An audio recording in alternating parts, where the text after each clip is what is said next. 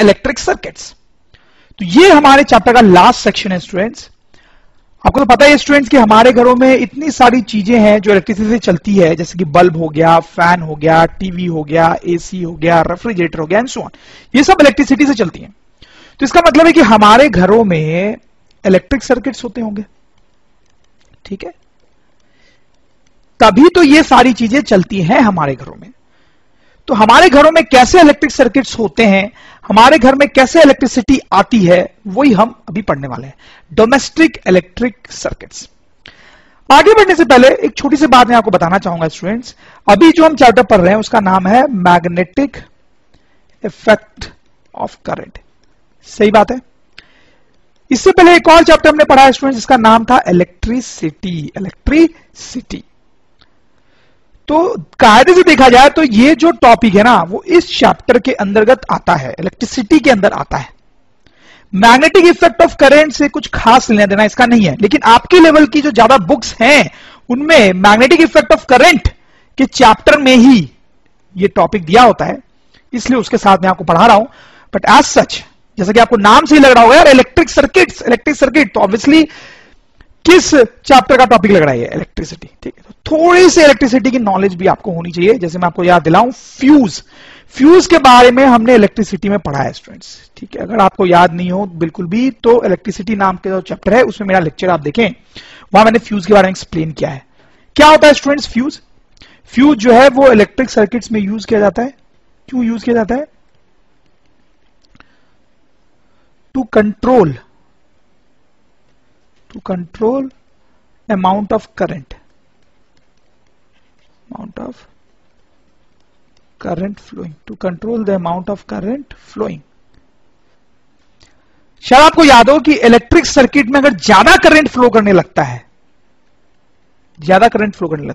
तो ये जो फ्यूज होता है ये मेल्ट हो जाता है, जिससे जो सर्किट है वो इनकम्प्लीट हो जाता है और फिर करंट फ्लो ही नहीं करता है, क्योंकि सर्किट इनकम्प्लीट हो गया, ठीक है। तो बेसिकली फ्यूज का रोल होता है कि किसी भी इलेक्ट्रिकल सर्किट्स में करंट को कंट्रोल करना, जैसे देखो इस फ्यूज के ऊपर लिखा हुआ है 15 एम्पियर, मतलब अगर 15 एम्पियर से ज्यादा करंट फ्लो कर रहा होगा तो ये मेल्ट कर जाएगा और फिर कोई करंट फ्लो नहीं करेगा, ठीक है। तो यहां पे मैंने शॉर्ट में बताया फ्यूज क्या करता है। अगर आपको डाउट हो तो इलेक्ट्रिसिटी वाले चैप्टर में प्लीज आप जाके देखें स्टूडेंट्स, आपको बिल्कुल अच्छे से फ्यूज के बारे में समझ में आएगा। तो स्टूडेंट सबसे पहला स्टेप होता है कि electricity is generated at power house, ठीक है। कि कहीं पर इलेक्ट्रिसिटी को बनाया जाए, उसको जनरेट किया जाए, उसको पैदा किया जाए, वो होता है पावर हाउस में। आप देख सकते हो ये एक फोटोग्राफ है बेसिकली एक पावर हाउस की। यहां पर इलेक्ट्रिसिटी क्रिएट की जा रही है, जनरेट की जा रही है, ठीक। और फिर दूसरा काम क्या होगा स्टूडेंट्स कि यहां पर इलेक्ट्रिसिटी क्रिएट की गई, जनरेट की गई, अब वो हमारे घरों तक भेजी जाए। सही है ना बात?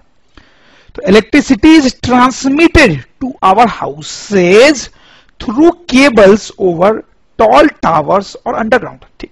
यहां पर जो इलेक्ट्रिसिटी पैदा की जाती है फिर आप देख सकते हो इन वायर्स के थ्रू हमारे घरों तक पहुंचती है। आपने देखा होगा ऐसे लंबे लंबे टावर्स होते हैं जिनके ऊपर ऐसे वायर्स होते हैं, ठीक। तो ये वायर्स जो है वो इलेक्ट्रिसिटी को हमारे घर तक लाते हैं फ्रॉम पावर हाउस। कभी कभी स्टूडेंट्स ये जो वायर्स होते हैं वो अंडरग्राउंड भी डाले जाते हैं। हालांकि मोस्ट ऑफ टाइम ऐसे टावर्स के ऊपर ही आपने उनको देखा होगा, लेकिन कभी कभी अंडरग्राउंड भी वो वायर्स हमारे घरों तक आते हैं।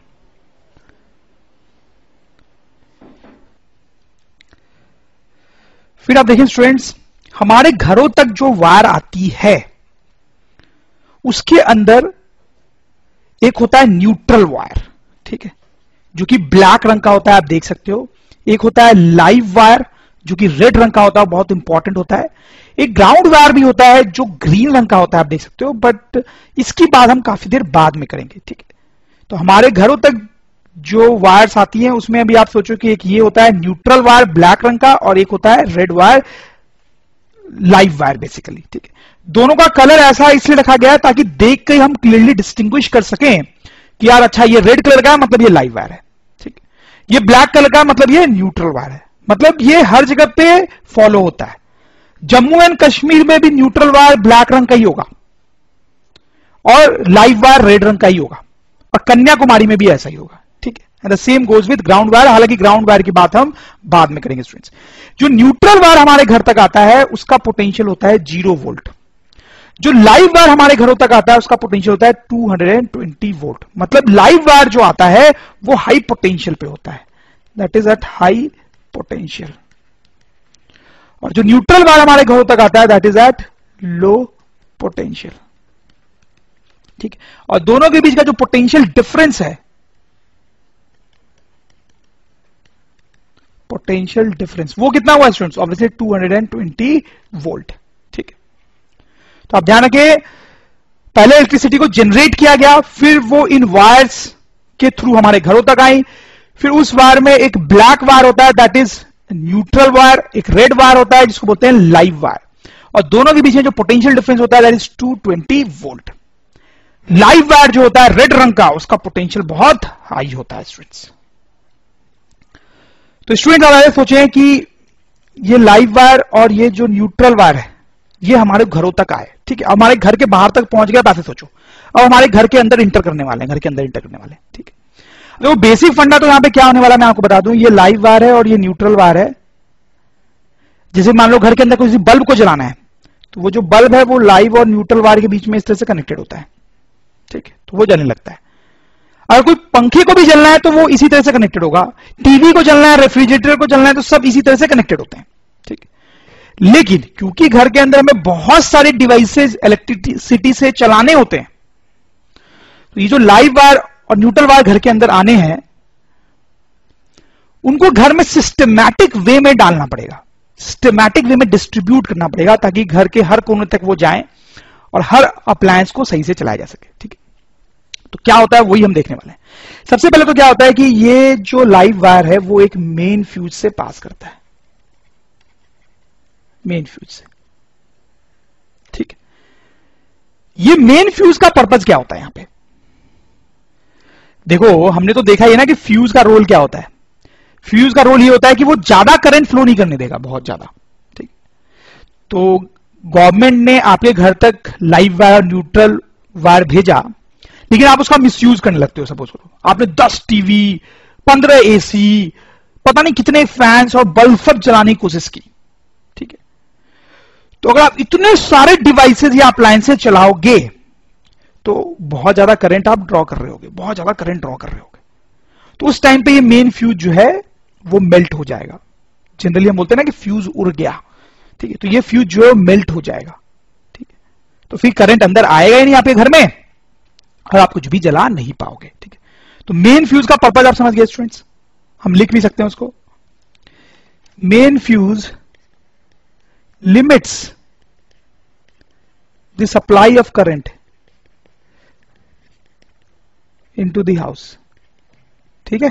अगर हम बहुत ज्यादा चीजें जलाएंगे तो बहुत ज्यादा करंट फ्लो करवाने की कोशिश कर रहे होंगे हम, वैसा डिजायरेबल नहीं है, तो इसलिए फ्यूज मेल्ट हो जाएगा, ठीक है, और फिर हम कुछ भी नहीं जला पाएंगे, राइट। उसके बाद क्या होता है स्टूडेंट्स, ये जो लाइव और न्यूट्रल वायर है वो मीटर बॉक्स से क्रॉस करते हैं, मीटर बॉक्स, ठीक है। फिर ये लाइव और न्यूट्रल यहां से निकल गया। अब ये मीटर बॉक्स क्या है? तो ये है स्टूडेंट्स मीटर बॉक्स, आपने देखा ही होगा अपने घरों में लगा हुआ। ये क्या काम करता है स्टूडेंट्स, इसका क्या पर्पज है? ये रिकॉर्ड रखता है कि आपने कितनी इलेक्ट्रिसिटी यूज की, ताकि आपका जो इलेक्ट्रिसिटी का बिल आए वो उसके अकॉर्डिंग आए, ठीक है। समझ रहे हो ये क्या करता है? कीप्स ट्रैक या keeps record of amount of electricity used, of amount of electricity used by house। घर में आपने कितनी इलेक्ट्रिसिटी यूज की है सपोज करो एक महीने में, उसका ये रिकॉर्ड रखता है। और फिर अगर आपने ज्यादा इलेक्ट्रिसिटी यूज की है तो इलेक्ट्रिसिटी बिल ज्यादा आएगा, कम यूज किए तो इलेक्ट्रिसिटी बिल कम आएगा, ठीक है, ओके। फिर ये जो लाइव वायर है और न्यूट्रल वायर है स्टूडेंट्स, वो एक डिस्ट्रीब्यूशन बॉक्स में जाता है, डिस्ट्रीब्यूशन बॉक्स।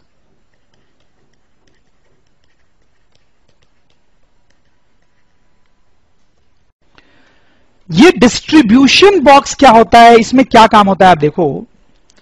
तो यहां पे क्या होगा कि ये जो लाइव वायर है, ठीक है, और ये जो न्यूट्रल वायर है,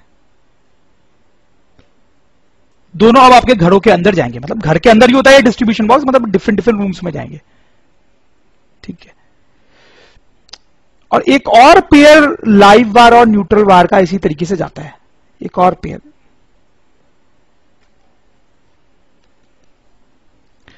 तो ये लाइव और न्यूट्रल वायर भी आपके घर के अंदर जाएगा और ये भी जाएगा, ठीक है। तो आप सोचोगे 2 बार भेजने की क्या जरूरत है स्टूडेंट्स।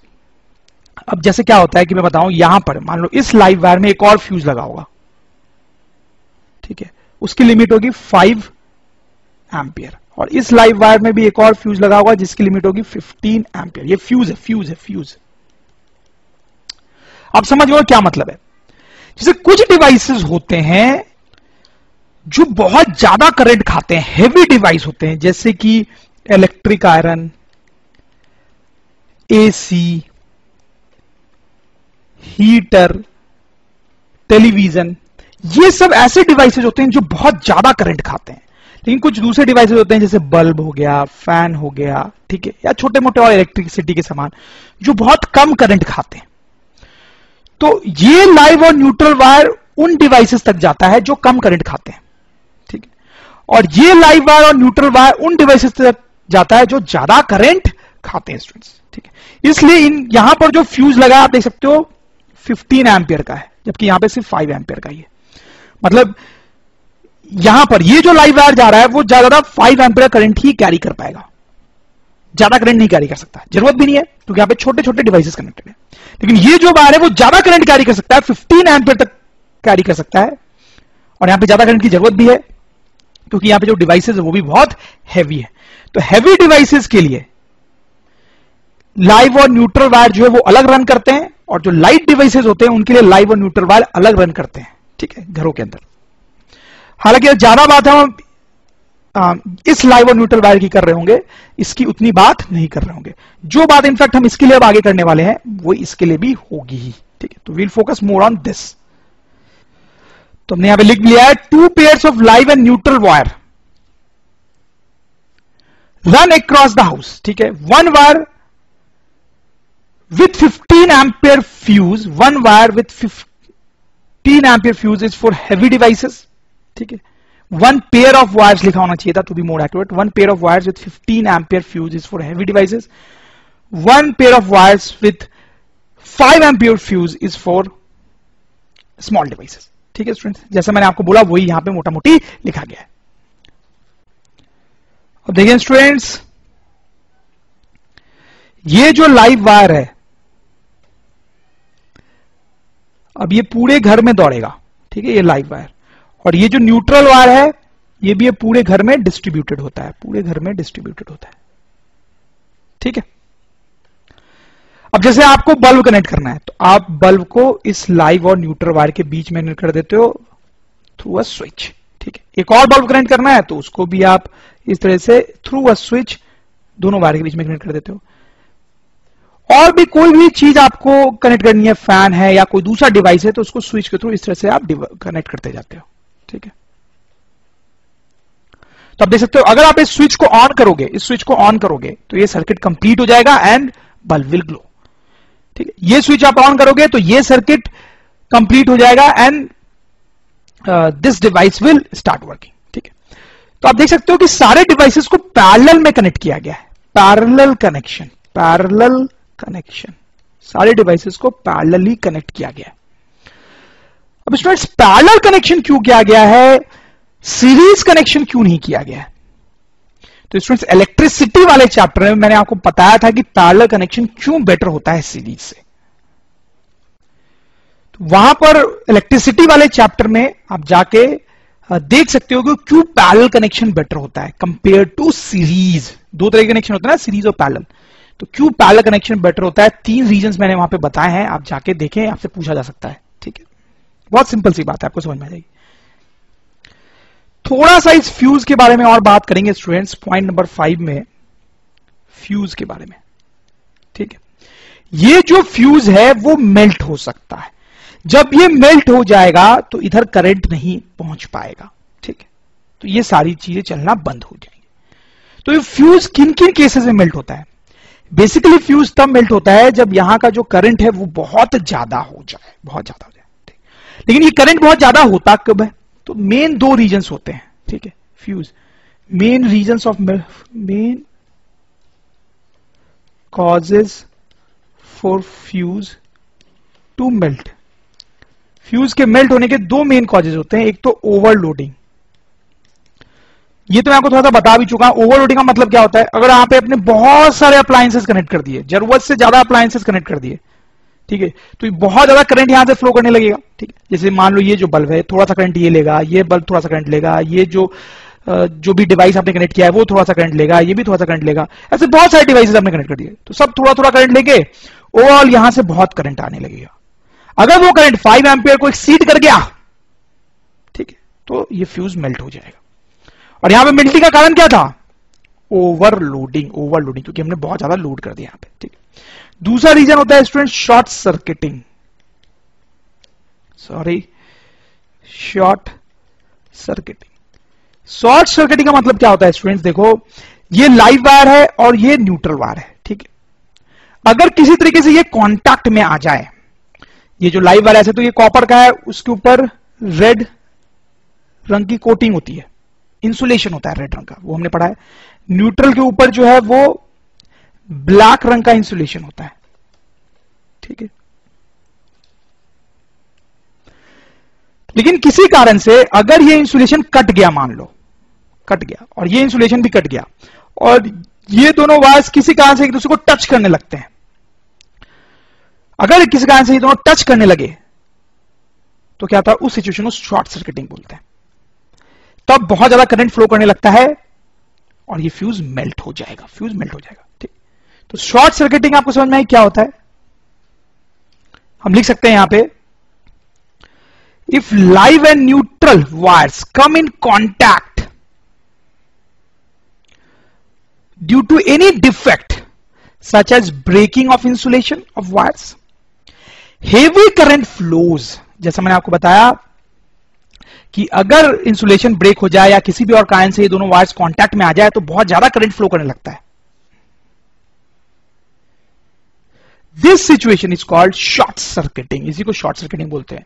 ये बहुत हार्मफुल सिचुएशन होती है स्टूडेंट्स। कई बार मतलब आपने सुना होगा ना कि घरों में आग लग जाती है शॉर्ट सर्किटिंग के कारण, होता है। मतलब ये शॉर्ट सर्किटिंग बड़ी डेंजरस होती है, ये अगर हो जाए तो आग वगैरह भी लग सकती है स्टूडेंट्स। हालांकि अब जो घर वगैरह बनते हैं या ऑफिसेज बनते हैं उनमें ऐसा ख्याल रखा जाता है कि शॉर्ट सर्किटिंग हो भी अगर कभी तो आग न लगे, ठीक है।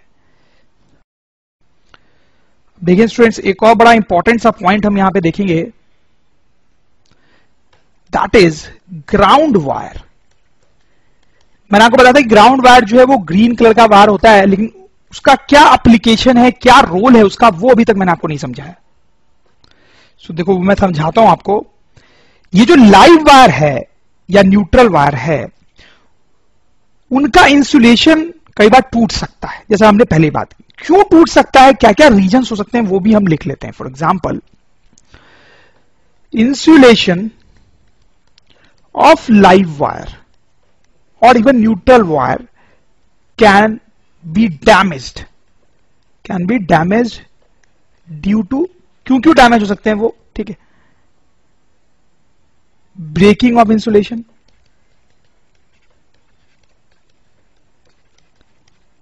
ठीक है, ओवर टाइम।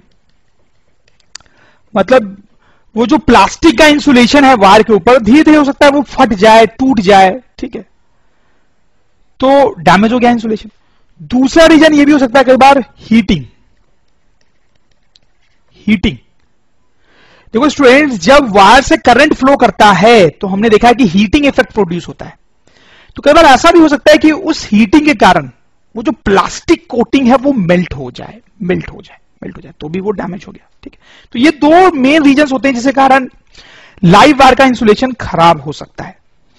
अब देखो, लाइव वायर जो होता है बड़ा डेंजरस होता है, हाई वोल्टेज होता है, उसमें हाई पोटेंशियल होता है।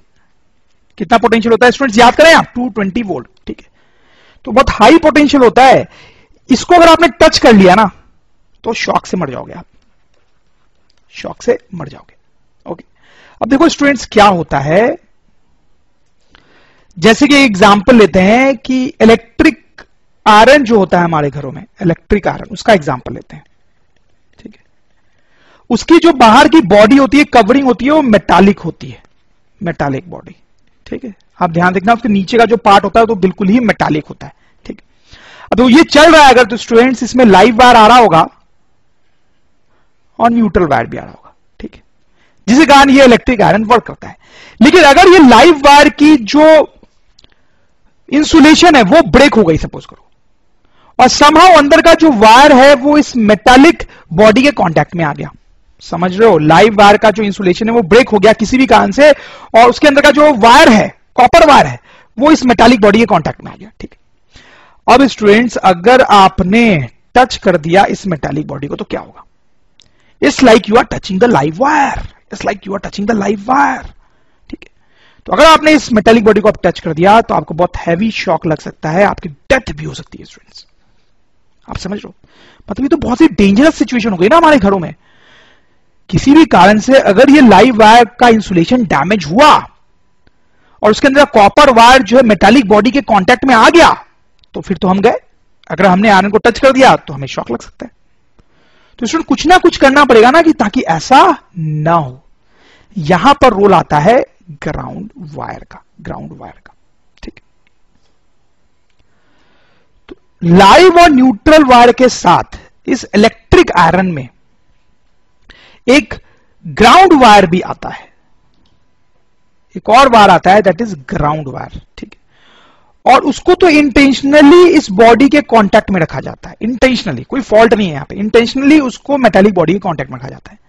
जिसके कारण क्या होता है कि कभी अगर लाइव वायर कांटेक्ट में आया ना, अगर ये लाइव वायर कांटेक्ट में आया, ठीक है, तो इस लाइव वायर से जो करंट फ्लो कर रहा है वो ग्राउंड वायर से होता हुआ निकल जाएगा, ग्राउंड वायर से होता हुआ निकल जाएगा, जिसके कारण आपको शॉक नहीं लगेगा, जिसके कारण आपको शॉक नहीं लगेगा। ठीक है स्टूडेंट्स, आप समझ रहे हो मेरी बात? तो इसको लिख भी लेते हैं। If live wire comes in contact with metallic body of an appliance, it can be very dangerous. On touching the body we can get electric shock. Body को हम टच करेंगे तो हमें इलेक्ट्रिक शॉक लग सकता है। But if ground wire touches the metallic body of appliance, if ground wire touches the metallic body of appliance, any current through live wire flows through ground wire. ठीक है, देखो अगर ये ग्राउंड वायर नहीं होता, ध्यान देंगे स्टूडेंट्स आप, थोड़ा डिफिकल्ट हो सकता है, अगर ये ग्राउंड वायर नहीं होता मान लो, तो लाइव वायर का जो भी करंट था वो हमारी बॉडी से फ्लो करता और हमें शॉक लगता। लेकिन जब ग्राउंड वायर होता है तो लाइव वायर का जो करंट है वो ग्राउंड वायर के थ्रू चला जाता है, ग्राउंड वायर के थ्रू चला जाता है। It does not flow through our body and thus we are saved, we don't get any electric shock. ठीक है, अच्छा स्टूडेंट्स, अब आप सोच रहे होंगे कि यार ये जो डिस्ट्रीब्यूशन मैंने बताया वायर्स का घर के अंदर, उसमें तो मैंने ग्राउंड वायर की बात ही नहीं की, तो फिर ग्राउंड वायर आया कहां से इस आयरन के अंदर, इस इलेक्ट्रिक आयरन के अंदर? तो एक्चुअली यहां पे ग्राउंड वायर भी होता है, मैंने आपको बताया नहीं था, वो अलग बात है। होता क्या है स्टूडेंट्स की जितने भी अप्लायंसेस होते हैं जिनकी मेटालिक बॉडी होती है, ठीक है, मेटालिक बॉडी वाले जितने भी अप्लायंसेस होते हैं उन तक ये ग्राउंड वायर जाता है। ठीक है, ये जो मैं बना रहा हूं वो ग्राउंड वायर है। ठीक है, तो हम लिख सकते हैं ground wire goes to all appliances having metallic body, having metallic body। ठीक, तो जितने भी अप्लायंसेस हैं मेटालिक बॉडी के साथ उन तक ये ग्राउंड वायर जाता है, और फाइनली ये जो ग्राउंड वायर है ना स्टूडेंट्स, वो पावर स्टेशन तक नहीं जाता है। देखो ये लाइव वायर कहां से आया था? अल्टीमेटली पावर स्टेशन से आया था। ये न्यूट्रल वायर कहां से आया था? पावर स्टेशन से आया था। लेकिन ग्राउंड वायर जो है वो पावर स्टेशन से नहीं आता है। ये जो ग्राउंड वायर होता है वो हमारे घर के बाहर कहीं बहुत डीप सा एक गड्ढा खोद के वहां एक मेटालिक प्लेट रखते हैं बड़ी सी, और उससे इसको कनेक्ट कर देते हैं गड्ढे के अंदर। ठीक, इस तरीके से आप समझ रहे हो। हमारे घर से थोड़े दूर पर कहीं एक बड़ा सा गड्ढा खोदा जाता है, उसके अंदर एक बड़ी सी मेटालिक प्लेट होती है, this is a metallic plate, metallic plate, ठीक, उससे ये ग्राउंड वायर कनेक्टेड होता है, ठीक, उससे ये ग्राउंड वायर कनेक्टेड होता है। This is totally for safety. Ground wire किस लिए होता है? Totally for safety.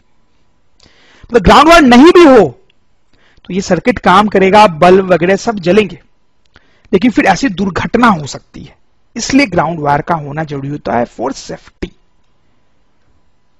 तो स्टूडेंट्स हम लिख सकते हैं कि ground wire is for safety, is for safety. It saves us from electric shocks, from through metallic body of appliances in case of any fault। समझ लो स्टूडेंट्स, यही बात मैंने एक्सप्लेन भी की आपको, और ये भी बताया मैंने कि ग्राउंड वायर फाइनली कहां से कनेक्ट होता है, वो भी मैं लिख देता हूं। Ground wire is connected to a large metallic plate dug deep in earth close to our house। Students, समझ में आई आपको बात? ग्राउंड वायर का पूरा कॉन्सेप्ट आपको क्लियर हो गया होगा कि कैसे वो हमें शॉक से बचाता है और वो किस चीज से कनेक्टेड होता है। इस चीज को तो आप पहचान ही रहे होंगे स्टूडेंट्स, ये सॉकेट है जो हमारे घरों में होता है। इसमें आप देख सकते हैं 3 पिन होते हैं, 3 पिन होते हैं, 3 पिन्स, ठीक है। इन तीनों पिन से वायर कनेक्टेड होते हैं। ये नीचे वाले जो 2 आपको देख रहे हैं वो उसमें से एक लाइव है और एक जो है वो न्यूट्रल है, और ये जो ऊपर वाला दिख रहा है वो ग्राउंड वायर होता है, ठीक है, ठीक। तो जैसे आप इलेक्ट्रिक आयरन को जब इससे कनेक्ट करोगे तो आप समझ रहे हो उसमें ग्राउंड वायर भी जा रहा है, लाइव वायर भी जा रहा है और न्यूट्रल वायर भी जा रहा है। स्टूडेंट्स, ग्राउंड वायर क्यों जा रहा है? For safety, for safety, okay. और लाइव और न्यूट्रल का तो जाना जरूरी है ही, क्योंकि उसके बिना तो कोई अप्लायंस काम करेगा ही नहीं, ठीक है स्टूडेंट्स। आई होप स्टूडेंट्स आपको समझ में आया होगा कैसे घर के अंदर इलेक्ट्रिक सर्किट्स होते हैं और उसके क्या क्या इंपॉर्टेंट पॉइंट्स हैं। अच्छा होगा एक बार हम रिकॉल कर लें थोड़ा सा। तो हमने देखा था कि इलेक्ट्रिसिटी जो है वो पावर स्टेशन पे जनरेट होती है, फिर हमारे घरों तक आती है, ठीक है, वहीं से कॉम्प्लिकेशन शुरू होती है हमारे लिए। तो लाइव वायर और न्यूट्रल वायर ये 2 हमारे घरों तक आते हैं। पहले वो मेन फ्यूज से क्रॉस करते हैं। क्यों मेन फ्यूज लगाया जाता है? ताकि हम कुछ ज्यादा चीजों का इस्तेमाल न कर सके घरों में, ठीक है, सही नंबर ऑफ चीजों को ही हम घर में चलाएं और इलेक्ट्रिसिटी की बर्बादी ना हो, ठीक। फिर ये लाइव और न्यूट्रल वायर जो होते हैं वो मीटर बॉक्स से पास होते हैं। उसका रीजन मैंने आपको बताया था कि ताकि ये पता चल सके कि हमने कितनी इलेक्ट्रिसिटी यूज की है, उसके अकॉर्डिंग ही इलेक्ट्रिसिटी बिल आता है, ठीक। फिर ये जो लाइव वायर है वो डिस्ट्रीब्यूशन बॉक्स में जाता है। वहां पर क्या होता है कि 2 पेयर निकाले जाते हैं। आप एक ऊपर देख सकते हो लाइव और न्यूट्रल वायर का पेयर, और एक नीचे, ठीक है। ऊपर वाले पेयर में हैवी फ्यूज लगा होता है, जैसे 15 एम्पियर का, क्योंकि ये हैवी अप्लायंसेस को चलाने के लिए यूज किया जाता है जो ज्यादा करंट लेंगे। नीचे वाला जो आपको दिख रहा है उसमें कम अमाउंट का फ्यूज लगाया गया है, 5 एम्पियर का ही, क्योंकि ये छोटे मोटे इलेक्ट्रिकल अप्लायंसेस को चलाने के काम आएगा, जैसे बल्ब, फैन वगैरह वगैरह, ठीक है, ठीक। अब हमने आगे इस पे कंसंट्रेट किया, ये जो लाइव और न्यूट्रल वायर आगे जा रहा है, जबकि ऊपर वाला जो है उसके साथ भी वही कहानी होती है, ठीक है। तो आगे क्या हुआ, लेट्स सी।